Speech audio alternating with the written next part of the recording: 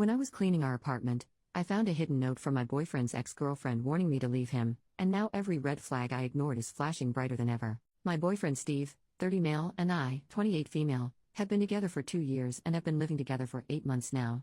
I was cleaning our apartment when I found a note in the back of a cabinet. For context's sake, I'll copy it below.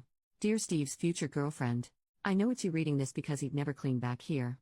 I'm putting this here because I'm leaving him soon and want to warn you about him. 1. He will not clean. 2. He will not listen. 3. He will make everything feel like it's your fault. It's not your fault, he's just an incompetent man. I'm leaving him, I suggest you do the same. Best wishes, Natalia. I read the note and brought it to show to him and hear his response. He immediately ripped it up and said not to listen to it, that she was crazy and untrustworthy. I told him that the fact that he hasn't found it in the 5 years since they broke up is a red flag to me because it does mean he's never cleaned back there and that he has been cleaning less and less since I moved in. He told me that it wasn't a problem before the note, this is just his ex continuing to manipulate and ruin his life and I was letting it work. We continued to argue along the same lines and I eventually left to spend the night at a friend's place. Steve has been a great boyfriend so far. He gets along with my family. He has given me gifts and flowers and always tells me how much he loves me. He's not wrong that the cleaning hasn't really been brought up before. The note made me realize it had been less and less and that we needed to have a full conversation. He texted me afterwards saying he's sorry that I felt like I had to leave but that it's a jerk move for me to take a note over our 2-year relationship and to leave him and our pets alone. I don't know what to do or what to believe right now. I'm contemplating trying to find and reach out to Natalia. Her name in real life is pretty unique so I think I could find her. Steve thinks I should come back home and let it go, that his past shouldn't affect our future.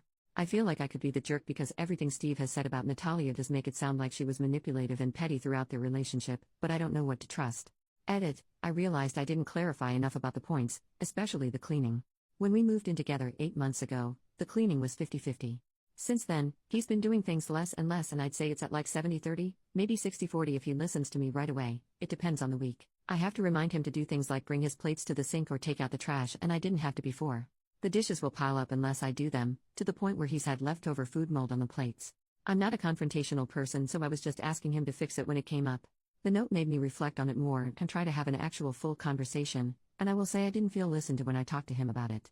I tried to use the note to start a conversation about cleaning and he got so stuck on the fact that I was listening to his ex instead of him, that he wouldn't listen to what I think are valid concerns.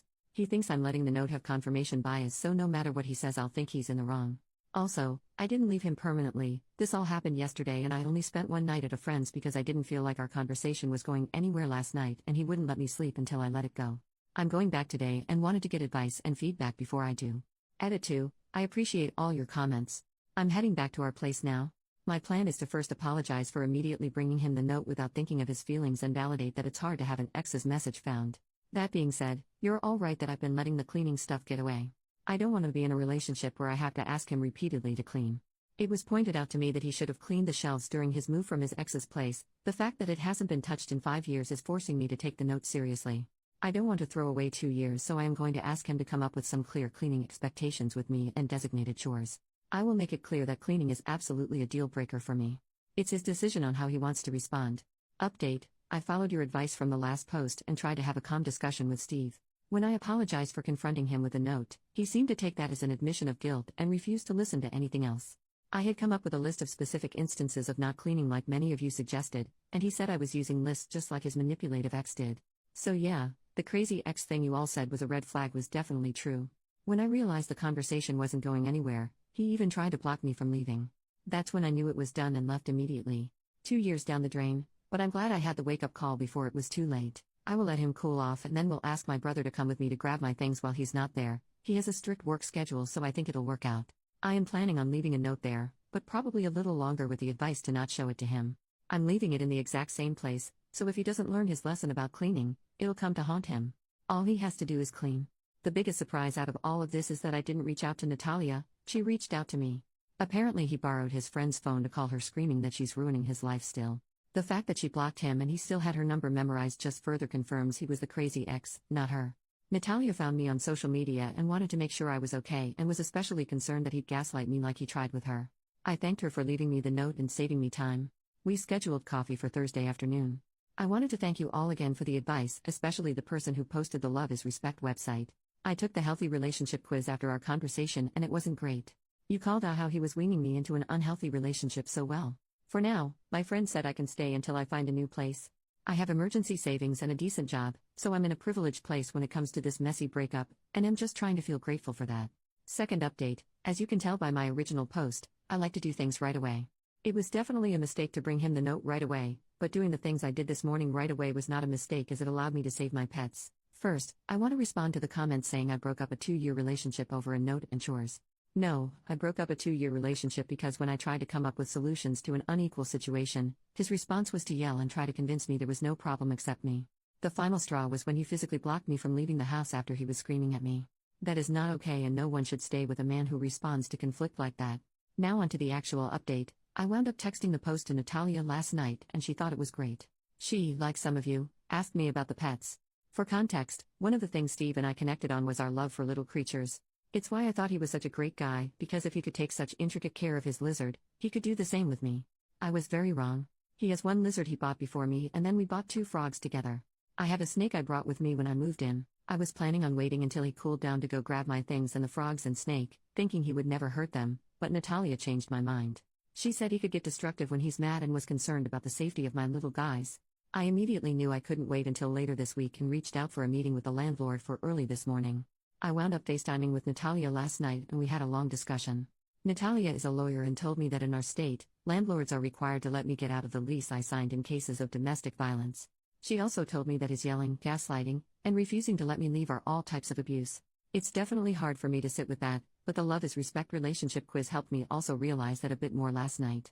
Apparently his constant messaging and control over what I wore and when were signs of abuse too. Anyway, this morning Natalia volunteered to come talk to the landlord with me alongside my brother. As soon as he heard the word lawyer, he was on top of it and said it could break the lease, but would still have to pay for all of August even though I'm leaving 3 days early. I felt like that was fair. He also messaged Steve to say the apartment needed to be empty for emergency maintenance all day today so I could pack my things. Steve messaged back that he was at work all day and wouldn't be home until 6 p.m. When I got into the apartment, it was a mess. He had broken my dishes that I had brought with me on the ground and left the shards laying about. My clothes were ripped up and scattered around our room. It was disgusting and heartbreaking. He left his lizard alone, but opened the tank doors for our frogs and my snake. Luckily the frogs were still chilling in their enclosure, but my snake had gotten loose. This made me the most mad, as she could have gotten cut on the broken plates. I feel so fortunate that she was just hiding in the closet corner and I was able to pack her up safely in her enclosure again. All my things are packed and I'm writing this as my brother drives me back to my friend's house right now. Natalia told me that she actually left 3 notes, one in the cabinet, one on the underside of the vacuum, and one in the crumb catcher of the toaster. While we were there, we checked to see if the notes were still there. The one on the vacuum was, but it looks like Steve did clean out the crumb catcher at least once in the past 5 years. He never told me he had already found a note in our conversations, so it caught me by surprise. Natalia and I left the vacuum note as is and replaced the cabinet one.